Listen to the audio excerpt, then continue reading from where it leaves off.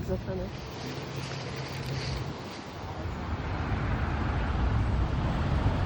Yeah, being closer to the ground. Yeah.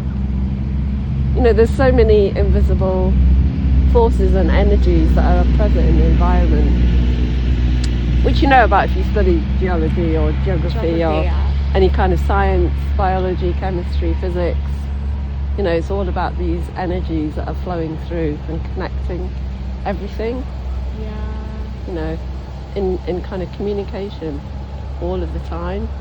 We're in this field of energies that are flowing and working together. Yeah. You know, all the different textures, the blotches, the veins. Very artistic. Yeah. And you've got spiders, obviously. Oh, and it's so intricate. Yeah.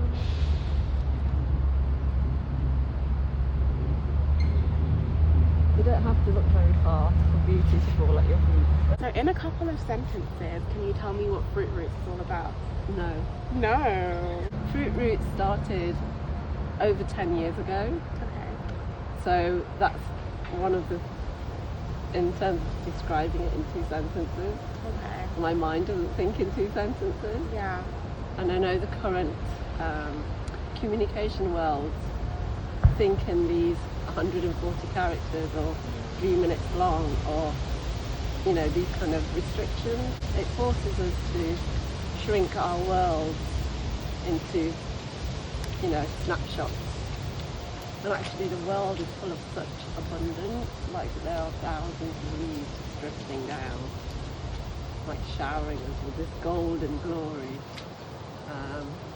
So it's a beautiful question, but I can't answer it. That's okay. In that way. It started 10 years ago. Yeah. It was a project that was inspired by an artist called Anne-Marie Cohen, and she's an eco-activist and artist. So a lot of the work she does kind of gently but firmly grabs hold of some of these questions that faces at the moment about the climate and the environment, about human beings and their relationship with the natural world. And one of the things that she was very interested in was the food system. I mean, and that's something that I connected with over lockdown. I had an allotment and everybody was stuck indoors, and I really wanted to be out in nature, and my allotment allowed me to be in nature, and I was feeding my body, and I was feeding, you know, there was so much abundance in the produce that was, you know, basketfuls and basketfuls of plums, you know, so much fruit and produce that we would kind of leave things on people's doorsteps with a note. Oh, that's lovely. Yeah, so that relationship with food that we have as human beings, it's like, it's such a common denominator. Yeah. We all need to eat. We can't stand like a tree in the sunshine and soak up sun rays and turn it into sugar for our bodies to run on. So our relationship with food is our first and kind of primal relationship with nature. So we had a connection there, myself and Anne-Marie, in that we were both interested in food as a way to reconnect with nature. I was doing an artist placement at the university here in Loughborough, and they run this wonderful scheme, and you could come to the arts department and use all of their facilities as an artist in whatever project you're doing. So I just almost completed that placement, and there was a Fruit Roots event running, and it was there, I think it was a 10-year anniversary event. In the afternoon there was a beautiful event here in the orchard actually.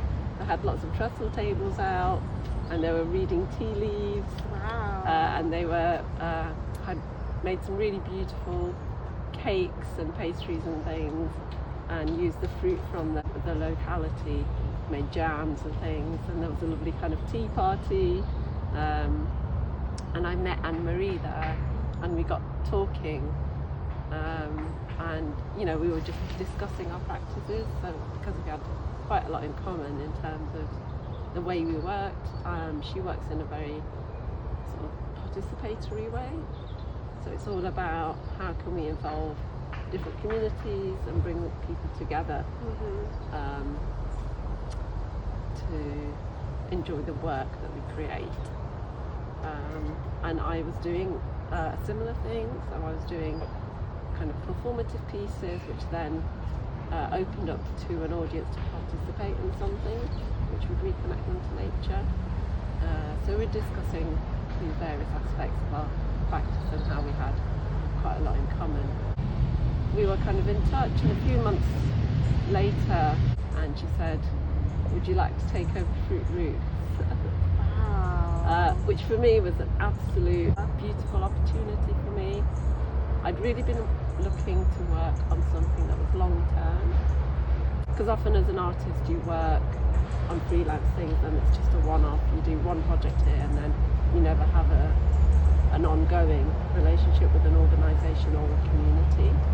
And this is something that I was really looking to do, was to work locally and to work with a project that involves the community. So then you've got a continuity and you're building up relationships. So that was something I really wanted to do, and it was kind of offered to me. And yeah, I said absolutely, I'd love to do it. And obviously I bring a different flavour to the project. It's I still find it very rare to see a person of colour doing environmentally focused or kind of related work. And I think that the kind of intersection between what's happening in terms of the climate and the kind of, I guess the story of people of colour, there's a lot there that we need to kind of face up to and look at. Yeah.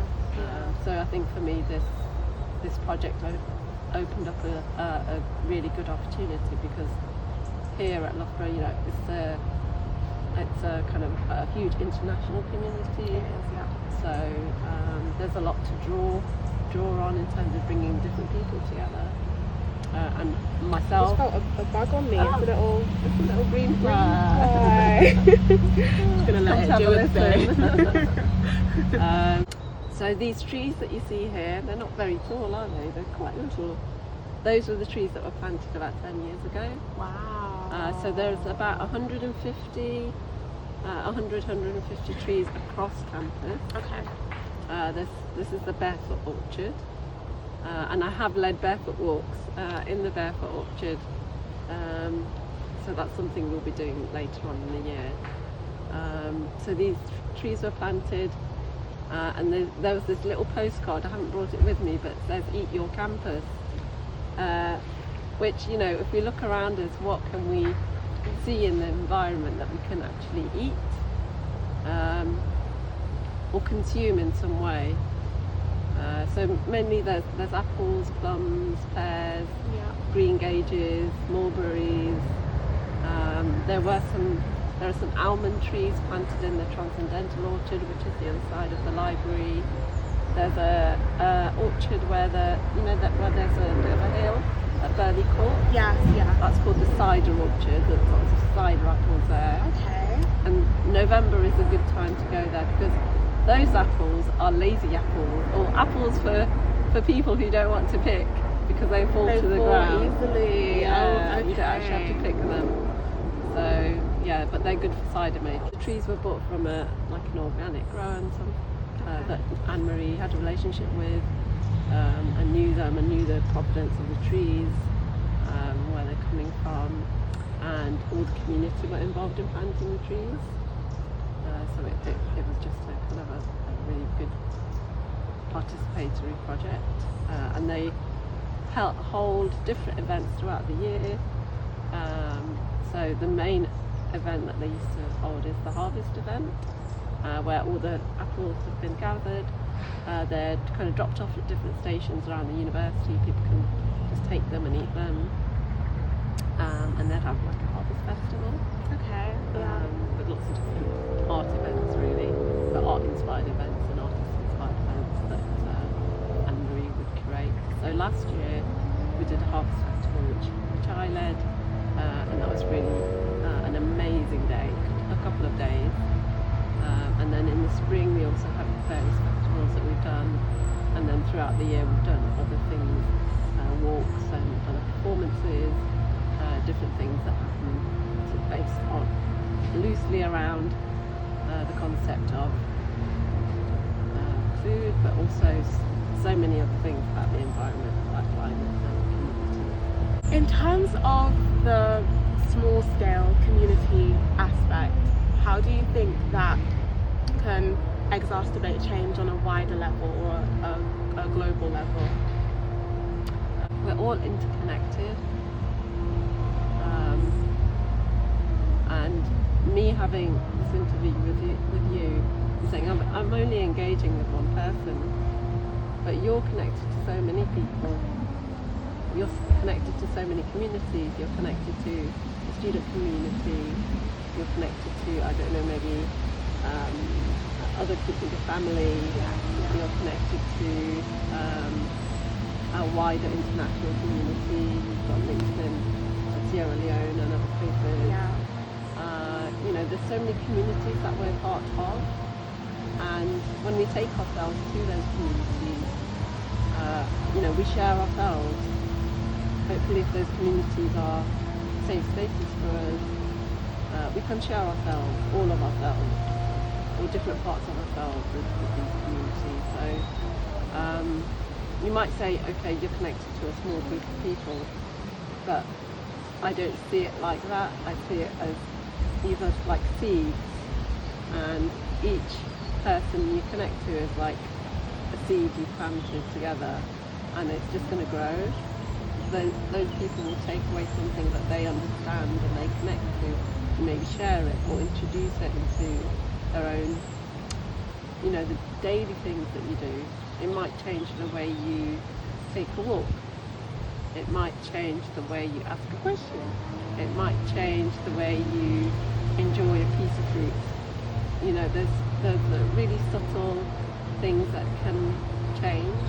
In every interaction we have with anything in the world, we change as a result of it. And you carry that change with you. So I think it's, I don't really think, how many people are attending. I just try and share as much of what I can with people, and people will take what is useful to them because of this interconnectedness. It doesn't matter how big or small, as long as it's done from what you feel is the truth, you know, your truth, your own experience. If you can open up and kind of speak your truth, it creates a space where it allows other people also to open up and feel that yes, I can share something as well. Because, you know, the leaves are history. When I was going to my granddad's house, they'd be like, turn next to the coconut tree or something, instead of like go down that street. It's like you go past that tree and you go past that tree, and I just found it so interesting. That's the really difference. cool. I'd love to do a kind of a piece inspired by that, actually. Inspired me to do a walk where we draw a map just based on going around different trees. That would be so awesome. Yeah, that would be really cool. Thank you for inspiring me. You're welcome. That's what happens when you share. Yeah. You know, like that little story that you just told me. I was like, oh wow, I could actually turn this into a participatory, you know, like performance piece where instead of having a map, you're going to navigate different through trees. The trees. Yeah. So you kind of have to have a kind of more intimate relationship, isn't it? When you look at it a bit more closely, you know, you get to know it's like, I just see, just another student. But if I speak with you, I know your name, I know you're wearing a beautiful dress, I know you study geography, you know. so I start to be able to identify you Yeah. because I kind of know you. We've exchanged, we've communicated. So, you know, to be able to recognise, and then, you know, seeing something once and recognising it, but also seeing it and then seeing it in the different seasons. You know, you might see it in the winter and think, oh my God, this tree is dead. Yeah. You know, so if somebody gives you a description of a dead tree, this is what a dead tree looks like, and you came here in the winter and you saw the trees, like, all these trees are dead, but you haven't seen it through all the seasons. So if I saw you on a bad day, you were grumpy or something, I'm sure you're never grumpy. I'm like, I'm not gonna say this is how you are. Yeah. You know, it's like we have to give and take time, and that's a really important thing that I think we're losing at the moment. It goes back to your question of answer your questions in 2 sentences. Yeah. Our brains are so programmed into squeezing things into a shorter and shorter time. It makes our relationships really brittle.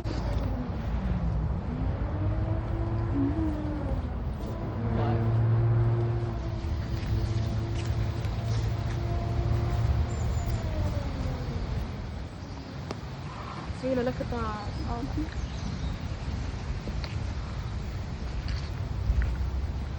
Wow.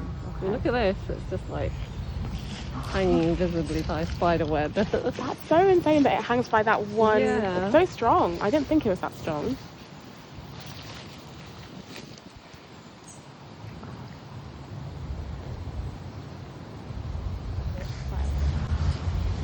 Really beautiful one. It's kind of smiling up at me, I have to.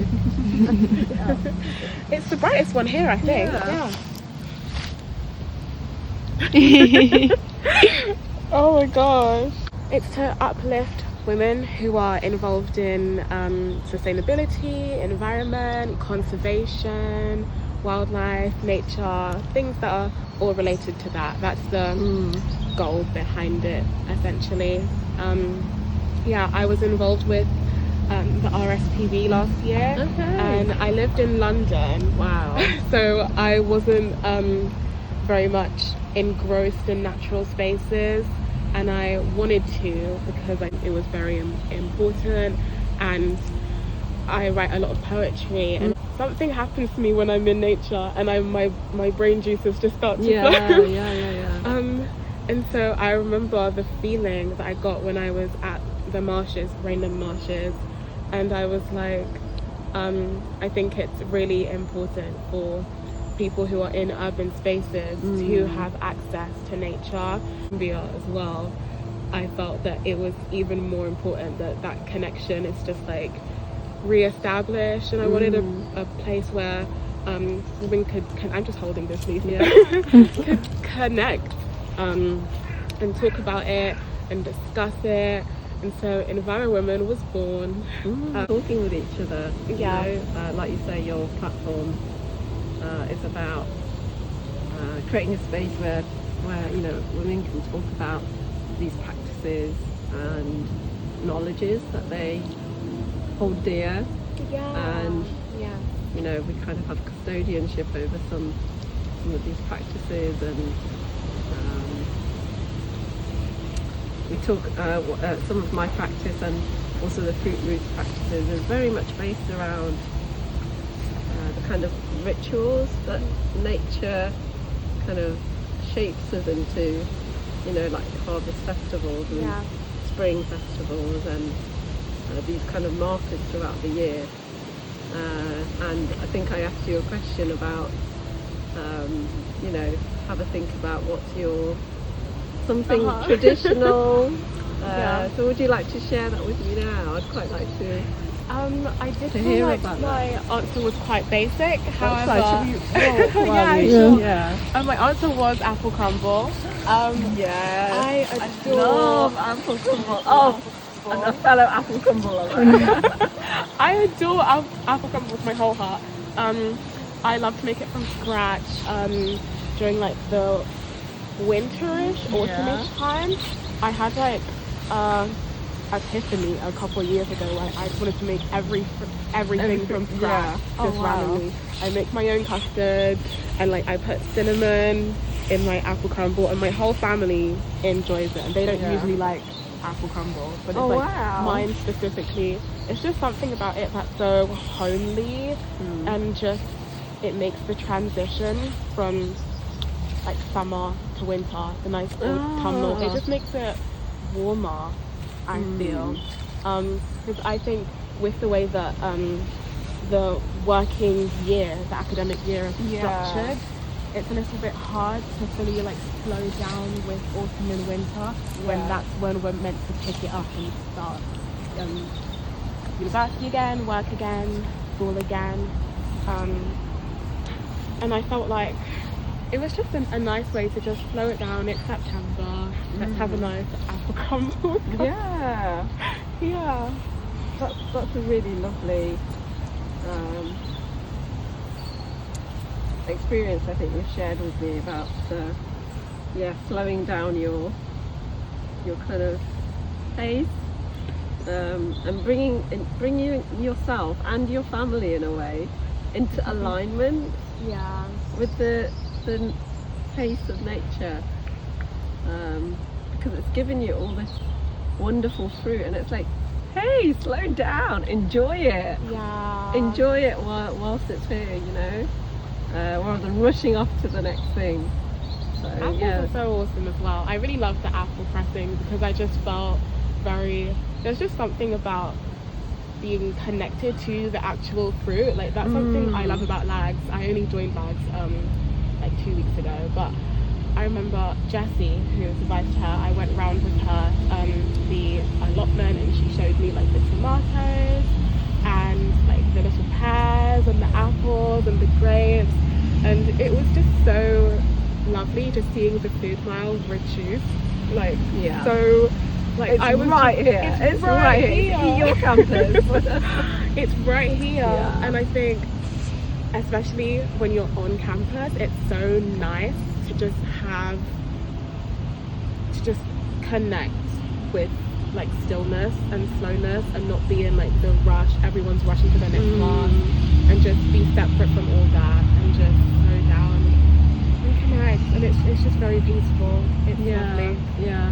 And I think, you know, fruit roots, obviously they're fruit trees, but as you can see, just coming here today, even when there's not any fruit, just walking through the trees, walking through the space, allows you to have these moments that are so precious in terms of your well-being, your mindset, to then be able, because you've rested, then you can go on and do all the rushy things and the high energy things and the concentration things. It's like sleep. You're in a completely vulnerable state when you sleep, and you think when somebody's sleeping, it's like they're not doing anything, doing the most important thing there is, which is repairing and restoring your body. Because if you don't sleep, if you don't sleep for a day, how are you going to feel the next day? Horrible. Pretty bad. So this is like, it's really necessary. People think of it as a luxury or an add-on or something you can optionally do, but I think taking a walk in nature should probably one of the top things on your physical and mental health well-being kind of to-do list. I agree. So it's really lovely that, you know, Loughborough's got this huge campus. It takes over so much space, but it's got these wonderful trees, we've got these fruit orchards. So one of the things that we're going to be doing hopefully on Fruit Roots over the next sort of 6 months or so, we're going to have some regular Fruit Roots walks. So I'm going to lead an artist walk once every sort of month. Please let me know when that is. So we'll I will be definitely advertise them on our Fruit Roots social media and through Lags social media as well, because we have really strong links with Lags.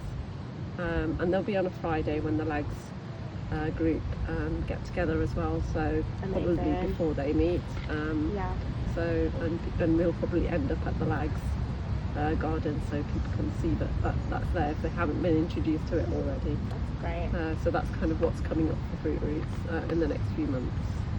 Oh, thank you. So I think that brings us to a really nice kind of Close, close, yeah. yeah. I mean, thank you so much. You're very for welcome.